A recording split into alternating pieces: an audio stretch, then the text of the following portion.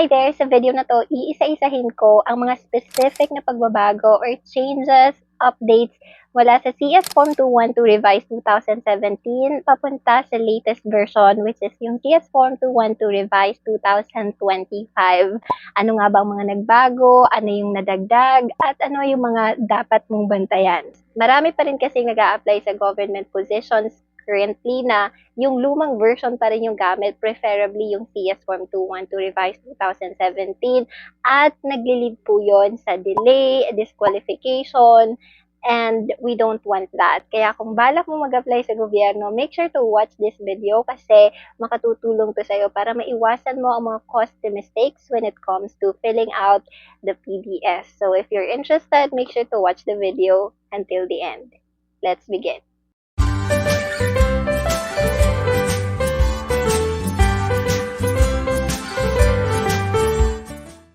Meron po akong na-identify na 5 pagbabago o nadagdag sa revised 2017 versus revised 2025 ng CS Form 212. So, titingnan po natin yan isa-isa. Umpisahan na natin sa number 1. Meron pong nadagdag na PhilSys number or PSN sa revised 2025. As you can see sa baba, sa number 14 may nakalagay, or number 13 rather, may nakalagay na PhilSys number or PSN. Ito po ang ating national ID number. So, dapat meron po ang lahat ng yan sa atin. Just in case wala ka pang PhilSys number, make sure na kumuha ka na. Kung wala talaga, then put NA sa part na ito. Pero dapat meron ka talaga para mas mataas yung chance na hindi ka ma-reject or ma-delay yung application. Number 2, wala na ang driver's license sa part ng civil service eligibility sa revised 2025. Ang picture po sa baba, itong hina-highlight ko ngayon na civil service eligibility ay revised 2017 po yan. And as you can see, hina-highlight ko po ang driver's license ay nakasulat dyan. Sa baba nito, ang civil service eligibility na nakikita mo ay ang 2025 version. And as you can see, wala pong nakalagay na driver's license.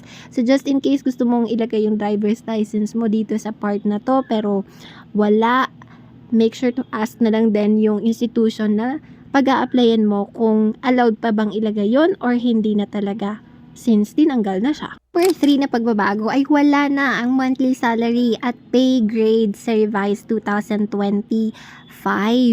Kung makikita po natin dito sa ating first image dito sa kaliwang side habang nanonood ka, may nakalagay na monthly salary, no? Naka-dollar na sign pa nga siya dyan in terms of monetary value. Pero ngayon, wala na po yan dito sa ating revised 2025 version. Pati nga yung salary grade or job pay grade mo ay nakalagay din po dito sa 2017. Pero wala na rin po iyan dito sa 2025. Nasa kanang bahagi po yung 2025 na version. And as you can see, ang nakalagay lang dyan ay Department Agency Office, Status of Appointment, and Government Service, Y or N. Yung government service po, tinatanong po dyan kung yes or no po iyan. Sa una kong video nabanggit ko na Y lang ang isulat or no, pero dapat ini-spell out pala yan siya kasi bawal po ang mag-abbreviate dito sa pag-fill out ng PDS. So make sure na naka-spell out po ng buo. Y kung yes and N naman kung no. Alright, number 4 naman ay binago na ang instruction sa photo ng applicant. As you can see sa kaliwang bahagi po natin, revised 2017 po iyan siya at medyo mahaba yung instruction, no? Nakalagay dito ID picture taken within the last 6 months, 3.5 centimeters by 4.5 centimeters or passport size, which is the same pa rin naman. Dapat passport size nga siya and dapat kinuha siya within the last 6 months. Pero nakalagay dito write full and handwritten name and signature over printed name. Dito sa right side natin sa 2025 version, wala na pong nakalagay na write full and handwritten name. Ibig sabihin, hindi mo na yun kailangang isulat. At nakalagay din, computer generated or photocopied picture is not acceptable. Tinanggal na rin po iyan dito sa bagong version or sa 2025 version. So, make sure na lang din na ask mo sila kung kailangan pa ba talaga to or hindi na, just to clarify. And dinagdag rin pala nila yung info sa right side na unfiltered kasi uso na yung AI ngayon, and karamihan sa atin alam nang i-edit yung picture using AI. Make sure to not use AI and make sure na unfiltered siya, no? Unedited, yung raw or ikaw talaga. Okay? Kasi yung AI, it can help pero minsan nababago yung ibang features natin. At ang last na napansin ko ay klarado na pwede ang wet signature. Ang wet signature po ay ibig sabihin na to, ginamit po natin ang ballpen para mag-sign sa document na to, sa PDS na to.